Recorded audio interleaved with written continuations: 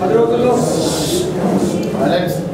ఏం జరుగుతుందో అన్న ఆసక్తి దేశవ్యాప్తంగా ఉంది, ప్రత్యేకంగా తెలంగాణ ప్రజలకు. కానీ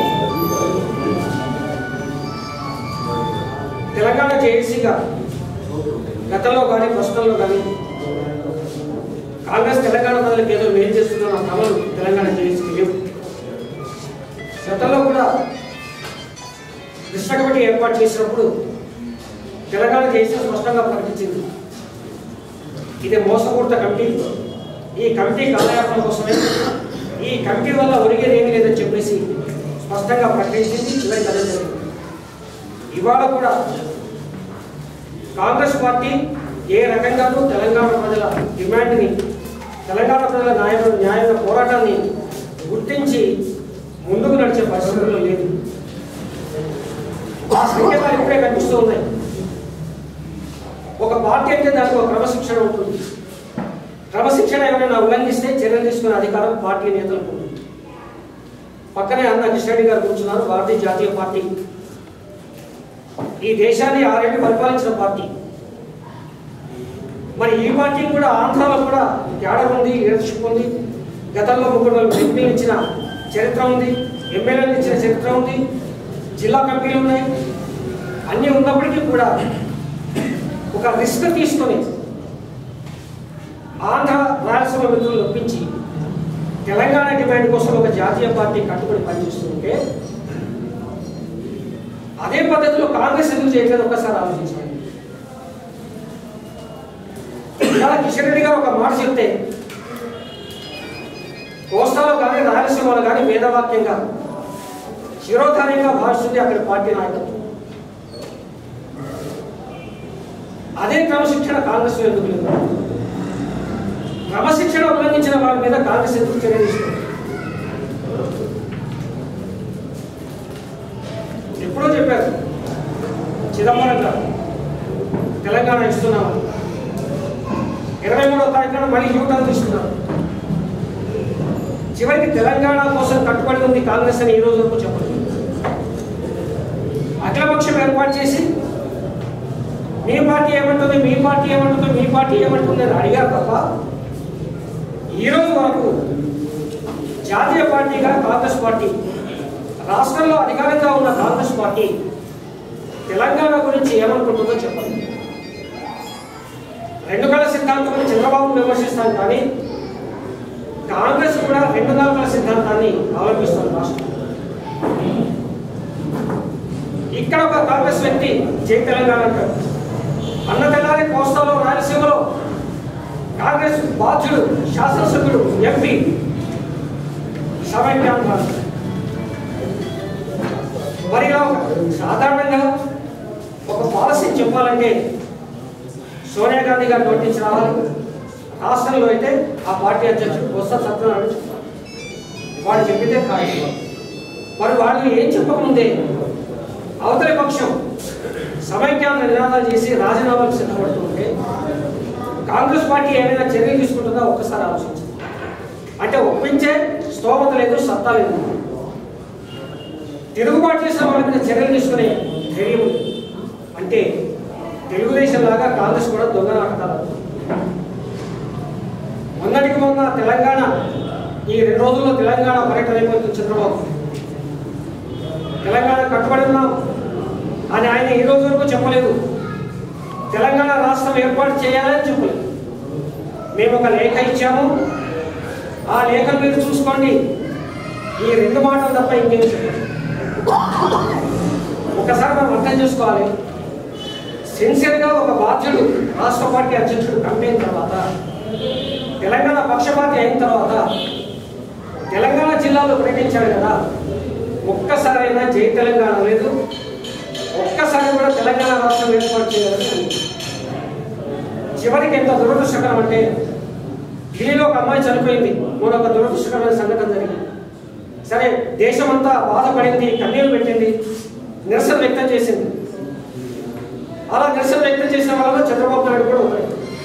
కానీ ఎక్కడో ఢిల్లీలో చనిపోయిన ఒక దురదృష్టకరమైన సంఘటనలో చనిపోయిన అమ్మాయి విషయంలో మౌనం పాటించిన చంద్రబాబు తెలంగాణ జిల్లాలో ఏ ఒక్క రోజు ఏ ఒక్క చోట కూడా 1000 మంది అమరవీరులు బలయ్యారు కదా, వాళ్ళ కోసం మౌనం పాటిద్దామని చెప్పేసి ఏ మీటింగ్లో చెప్పారు. వైఎస్ఆర్ కాంగ్రెస్ పార్టీ అది కొత్తగా వచ్చింది. వైఎస్ఆర్ కాంగ్రెస్ పార్టీ ఎజెండా ఒకటే, కోర్టుకు దిగమింగిన జగన్ని అదిరించి బెదిరించి బ్లాక్మెయిల్ చేసి బయటకు తీసుకురావాలి. అంతే తప్ప తెలంగాణ ప్రజల మీద ప్రేమ లేదు. జగన్ని జైల్లో వేయమంది ఇతర పార్టీ నాయకులు కాదు, జగన్ని జైల్లో వేయమంది కోర్టు ఆదేశాలను పాటించాలి.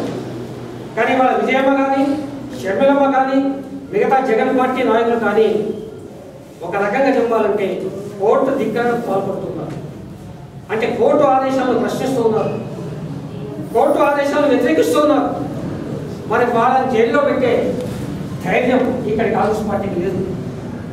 పరోక్షంగా వీళ్ళంతా ఒక్కచోట కలిసి తెలంగాణ రాష్ట్రాన్ని ఏర్పాటు చేయకుండా అడ్డుపడుతున్న దుష్ట శక్తులను మనం గమనించాలి. నిన్నటికైనా పయ్యావుల దేశం అంటాడు, లేఖ ఇచ్చి ఒక నెల కాలేదు, ఆ లేఖలో తెలంగాణ ఇవ్వమని ఎక్కడా లేదు. మరి తెలంగాణ ఇవ్వమని ఎక్కడా లేదు పయ్యావుల దేశం తెలుగుదేశం పార్టీ ఎమ్మెల్యే అంటే చంద్రబాబు నాయుడు ఏం చేయాలి? ఆయన చెప్తున్న తప్పు అని ఖండించాలి, లేదా ఆయన వినకపోతే పార్టీ నుంచి సస్పెండ్ చేయండి. ఇవాళ తెలంగాణ ప్రజలకి ప్రధానమైన శత్రువు కాంగ్రెస్ అయితే అటు ఇటు భుజాలు ఎగరేస్తున్న శత్రువులు వైఎస్ఆర్ కాంగ్రెస్ పార్టీ. ఈ 3 పార్టీలని తెలంగాణలో పొందబెడితే తప్ప మనకు తెలంగాణకి పరిష్కారం లభించదు. భవిష్యత్తులో ఇప్పుడున్న భారతీయ రాజకీయ పరిస్థితులను బట్టి అంచనా వేసుకుంటే ఎట్టి పరిస్థితుల్లో కాంగ్రెస్ పార్టీ అధికారంలోకి వచ్చే ప్రసక్తే లేదు. తప్పనిసరిగా ఎన్డీఏ అధికారంలోకి వస్తుంది 2014లో. వచ్చిన తర్వాత ఎన్డీఏ నాయకత్వంలో తప్పనిసరిగా మన తెలంగాణ రాష్ట్రం ఏర్పడుతుంది. ఈలోగా గుర్తొచ్చి కాంగ్రెస్ పార్టీ రేపు తెలంగాణలో హైదరాబాద్తో తెలంగాణను పంపిస్తే మంచిదే, కానీ లేకపోతే మాత్రం దానికి సమాధి కట్టడానికి తెలంగాణ ప్రజలే కాదు యావత్ భారతీయ సమాజం సిద్ధంగా ఉంది. ఇప్పుడు కొత్తగా ఏమనిస్తుంది అంటే రాయపాటి సాంబశివరావు గారు ప్రకటిస్తున్నాడు, హైదరాబాద్ కనుక లేకపోతే తెలంగాణకు ఓకేనండి. అంతా రాయపాటి ఇష్టమే. అమర్పేటలో పుట్టుపెట్టిన భూమిపుత్రుల అభిప్రాయం అక్కర్లేదు. ఎక్కడో గుంటూరులో పుట్టుపెట్టిన రాయపాటి సాంబశివరావు చెప్తున్నాడు, ఇవాళ హైదరాబాద్ కనుక మాకు ఇచ్చేటైతే తెలంగాణ మీరు తీసుకోండి. అంటే మనం అంత పిక్చర్లా కనిపిస్తున్నావా? హైదరాబాద్లో ఏమైనా తెలంగాణ కోరుకుంటామా? మనం గతంలో ఏదైనా రాష్ట్రం ఏర్పాటు చేసినప్పుడు విడిపోయిన రాష్ట్రం కొత్తగా రాజధాని ఏర్పాటు చేసుకుంది. బొంబాయి నుంచి గుజరాత్ విడిపోతే అక్కడ గాంధీనగర్లో రాజధాని ఏర్పాటు చేసుకున్నారు. కానీ బొంబాయిని అటానమస్ చేయలేదు. తమిళనాడు నుంచి కేరళ విడిపోతే మద్రాసు తమిళనాడుకే ఉంది, కేరళ కొత్త రాజధాని ఏర్పాటు చేసుకుంది. అంటే భౌగోళికంగా ఒక రాష్ట్రం విడిపోతున్నప్పుడు ఆ రాష్ట్రం ఏ ప్రాంత రాజధాని ఎక్కడ ఉంటుందో ఆ రాష్ట్రానికి అదే రాజధాని అవుతున్న విషయం మనందరికీ తెలుసు. బీహార్ జార్ఖండ్ విడిపోతే పాట్నా బీహార్కే ఉంది. ఛత్తీస్గఢ్ భూపాల్ మీద మధ్యప్రదేశ్ విడిపోతే భూపాల్ మధ్యప్రదేశ్లోనే ఉంది.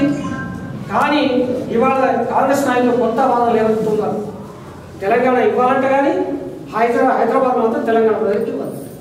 ఎందుకంటే ఇది ఒక పెద్ద ముల్లే, రోషయ్య గారు ఆర్థిక మంత్రిగా ఉన్నప్పుడు అసెంబ్లీలోనే చెప్పాడు, 60% ఆదాయం రాష్ట్ర ప్రభుత్వానికి వస్తుంది తెలంగాణ ప్రాంతం నుంచి. మరి ఇంత బంగారు కోడి పెట్టని వదులుకోవడానికి సినిమాతో పెట్టుకోవడానికి సిద్ధంగా లేదు. కాబట్టి ఆ కుట్రలకి తెర లేపింది. వాళ్ళ మన డిమాండ్ ఒక్కటే, వేరే కౌన్సిల్ కాదు, ప్యాకేజీలు కాదు, జీవోలు కాదు, కమిటీలు కాదు, అవన్నీ మోసపోయిన అయిపోయింది. మిగిలిన ఒకటే, హైదరాబాద్ రాజధానిగా తెలంగాణ ఏర్పాటు చేయాలి. తెలంగాణ ఏర్పాటు హైదరాబాద్ రాజధానిగా చేయకపోతే భవిష్యత్తులో జరిగే ఉద్యమానికి ఆ మంటల్లో విడుదల ఎట్లయితే మాడిపోతారో ఈ తెలంగాణ మంటల్లో కూడా ఈ సీమాంధ్ర పెట్టుబడిదారు శక్తులు మాడిపోతారని చెప్తూ గర్విస్తూ ఉన్నా. ఎందుకంటే అంబర్పేట నియోజకవర్గం తెలంగాణ జేఏసీ నాయకత్వంలో పాదయాత్ర చేసినప్పుడు అప్పుడు నేను మండలంలో ఉన్నాను. మీకు తెలుసులానే కానీ రూబీ మీకు చెప్పాలి అన్న రాజేవరం ఉదాహరణకు ప్రపంచవ్యాప్తంగా అంబర్పేట నియోజకవర్గం కీర్తి వెలిగింది. నేను మండలంలో నిజంగా చాలా ఆశ్చర్యపోయా, సంతోషపడ్డాను. ఎందుకంటే అంత పెద్ద మనిషి అయినా 63-64 ఈ వయసులో ఆయన దాదాపు 250 కిలోమీటర్లు ఎక్కడికి కనుమలు పట్టడం ఇక్కడ హైదరాబాద్ మరి పాదయాత్ర చేసి అంబర్పేట నియోజకవర్గ ప్రతిష్టని మరి ప్రపంచవ్యాప్తంగా చేశారు. మొన్నటికి మొన్న సంతకాల సేకరణ కార్యక్రమం ఇలా 1-2 అని కాదు. నా అదృష్టం ఏంటంటే నేను గొప్పవాడని కాదు, మీరంతా సంబాలంగా ఉన్నారు. నేను ఎక్కడో గోపురం మీద వచ్చిన పిట్టని మాత్రమే, గోపురాన్ని కూడా గోపురాలు అటువంటి మీరు ఉన్నారు పార్టీ నాయకులు. నేను నిజంగా గర్వపడుతున్నా. మా రాధాకృష్ణ ఉప్పలు బాధ్యత తీసుకున్న తర్వాత ఇవాళ ఉప్పల్లో పార్టీల కంటే గొప్పగా కార్యక్రమాలు నిర్వహిస్తున్నారు.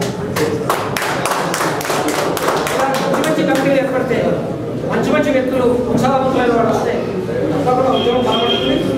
మరి ఇందాక అన్న కృష్ణ యాదవ్ అర్థం చేసేట్టుగా మేము ఎంత చేసినా అన్న అసెంబ్లీలో పార్లమెంట్లో ఉండేది మీరు, గవర్నమెంట్తో కొట్లాడేది మీరు కాబట్టి మీ వెనక మేము ఉంటాం. మేము దేనికైనా సిద్ధపడతాం. మీరు గవర్నమెంట్తో పోటాడండి, తెలంగాణ తీసుకురండి. తెలంగాణలో మనమంతా హాయిగా సంతోషంగా బతుకుదాం. ఇవాళ ఏదైతే ఈ క్యాలెండర్ అయితే ఆవిష్కరించిందో నాకు నమ్మకం ఉంది, ఇదే క్యాలెండర్లో ఏదో ఒక రోజు మనం చుట్టూ రౌండ్ చేసి తెలంగాణ వచ్చిన రోజని మనం తప్పకుండా అంబర్పేట హస్తవాస చాలా మంచిది. అంబర్పేటగా గ్రేట్ దక్కాలని కోరుకుంటూ మరి గ్రేటర్ హైదరాబాద్లో ఉన్న 24 నియోజకవర్గాల్లో ఈ కార్యక్రమం మొట్టమొదటిసారిగా అంటే ఒక నియోజకవర్గ స్థాయి కమిటీ ఒక క్యాలెండర్ని ఆవిష్కరించడం చాలా గొప్ప విషయం. మరి వాళ్ళ హైదరాబాద్లో మన స్ట్రెంత్ చాలా గొప్పది. మొదటిదాకా హైదరాబాద్లో తెలంగాణ లేదు లేదు లేదు అంటుంటే మా యాదవ ఫోన్ చేశాడు, పశ్చిమే సవాలని చెప్పి మున్సిపల్ ఉద్యోగుల సంఘాన్ని తెలంగాణ జెండా ఎగరేసింది మా తిరుపతి యాదవ్. తెలంగాణ మున్సిపల్ ఉద్యోగుల సంఘం ఆషామాషి కాదు. ఒక్కరోజు కనుక వాళ్ళు అన్ని తట్ట కింద పెడితే గోవిందా హైదరాబాద్లో ఉండలేవు, అంత పవర్ఫుల్ సంఘం అది. అట్లాగే మొన్నటికి మన ఆర్టీసీ 24 డిపోలు ఉంటే 23 డిపోల్లో తెలంగాణ జెండా ఎగిరింది. ఒకసారి హైదరాబాద్లో 24 డిపోల్లో 23 డిపోల్లో తెలంగాణ జెండా ఎగిరిందంటే మరి తెలంగాణ లేదు హైదరాబాద్లో తెలంగాణ బాధలు ఇచ్చినటువంటి వాళ్ళకి 2 సమాధానాలు ఇంటిగా ఇచ్చారు. ఒక సమాధానం గట్టిగా ఇచ్చిన తిప్పటి యాత్ర కూడా